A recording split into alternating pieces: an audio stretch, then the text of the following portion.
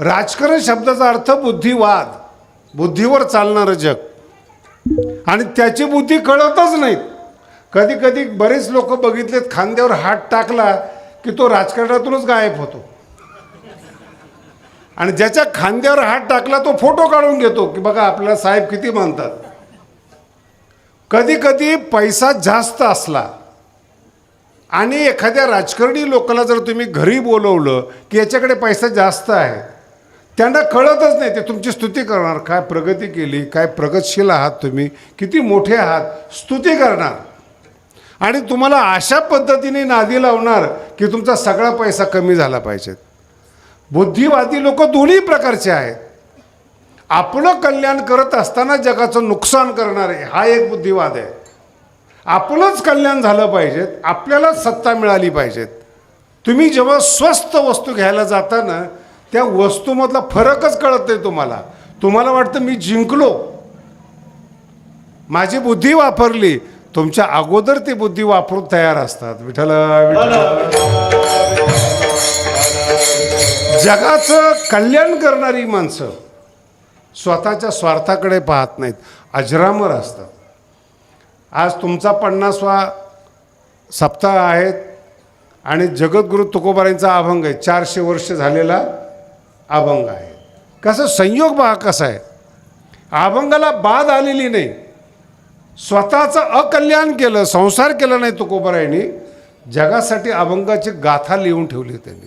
येणाऱ्या साधकाला, संसारिक माणसाला मार्गदर्शन. तुकोबारायांचे उदाहरण सांगतो तुम्हाला, माझं जरा चुकीचा अर्थ काढू नका. वैकुंठ गमन करत असताना जगद्गुरु तुकोबारायांनी फार सुंदर सांगितलेलं आहे.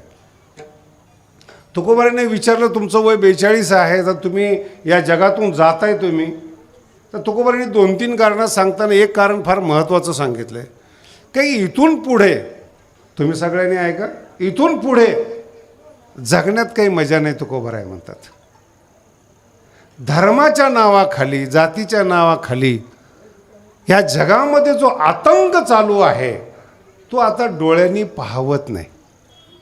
किती वर्ष झाली त्या अभंगाला, आणि त्यावेळेस तुकोबाराय बोलले. तर तुकोबारायांचे शब्द पहा कसे, न घडे यावरी न धरवे धीर.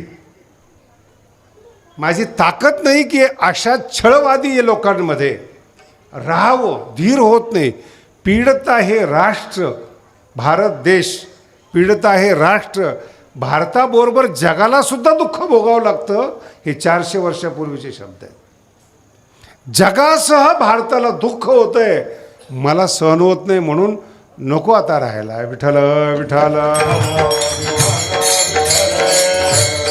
72च्या अगोदरची जी माणसं जन्माला आली ना, ते खरीच भाग्यवान आहेत.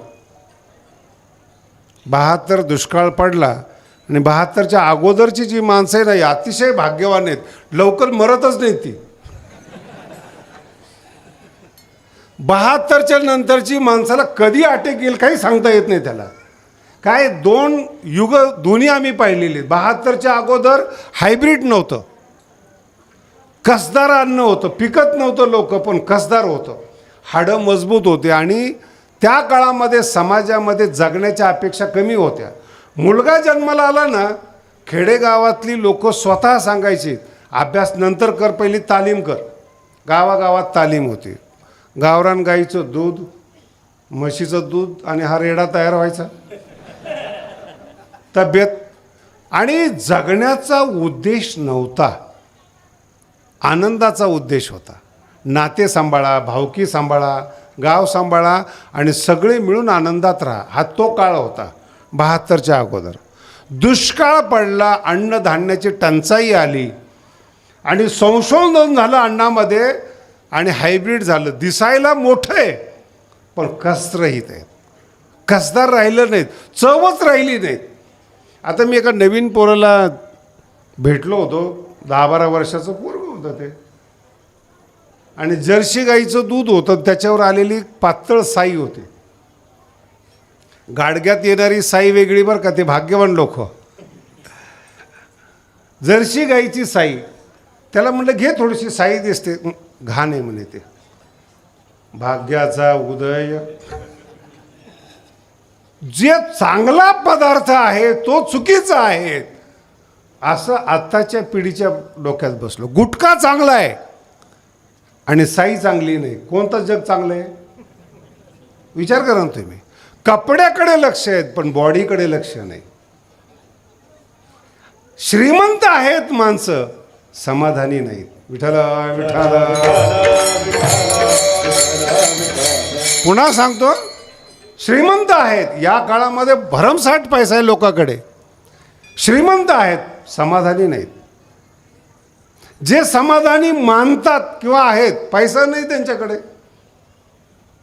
दोन गोष्टी कशा आहेत म्हणजे दोन वेगळ्या वेगळ्या गोष्टी आहेत. समाधान पाहिजे का? आशा कमी ठेवा. श्रीमंत व्हायचंय ना, समाधान विका, मग श्रीमंत व्हा. अहो लोक 3-3, 4-4 वाजेपर्यंत जागतात. आणि तुम्हालाही माहिती आणि मी ऐकले, राजकारणातले लोक सगळे झोपल्यावर राजकारण सुरू करतात. त्यांना कायमचं झोपवायचं असतं म्हणून राजकारण आहे, कल्याणासाठी नाही. 4 आणि 5 वाजता जो माणूस जागतो, उठणार कधी सकाळी? व्यायाम कधी करणार? शरीर निरोगी कसं राहणार? तुम्ही कल्पना करून पहा. माझा अर्थ वेगळा आहे. बेचैन माणसं आहेत, पैसा आहे, बेचैन माणसं आहेत. बोलायला नाही पाहिजे तरी पण माणसं विकत घेण्या इतपत पैसा आहे, समाधान मिळण्या इतपत आनंद नाही आहे. विठाला विठाला. बुद्धिमान माणसं विकत मिळतात, सगळे विकत मिळतात, समाधान नाही. पुढं जाऊन सांगतो तुम्हाला, देशातला श्रीमंत असो नाही तर जगातला श्रीमंत असो, माझ्या पुढं बसलेले तुम्ही असो, देवाने आपल्याबरोबर भेदभाव केला नाही बरं का. जगातला सगळा श्रीमंत आणि या गावातला गरीब माणूस, जगण्याचं आयुष्य 100च वर्ष आहे. खरं आहे का? श्रीमंत आहे म्हणून 200 वर्ष जगू शकतो का? आणि गरीब आहे म्हणून 100च्या खाली जगू नाही. भगवंतांनी निसर्ग सगळ्यासाठी सारखा बनवला आहे. कितीही पैसे कमवा, किती, आयुष्य नाही वाढवू शकत. 80 वर्षाचा म्हातारा आहे ना, अब्जापती आहेत, तारुण्य विकत घेऊ शकत नाही. विठाला विठाला.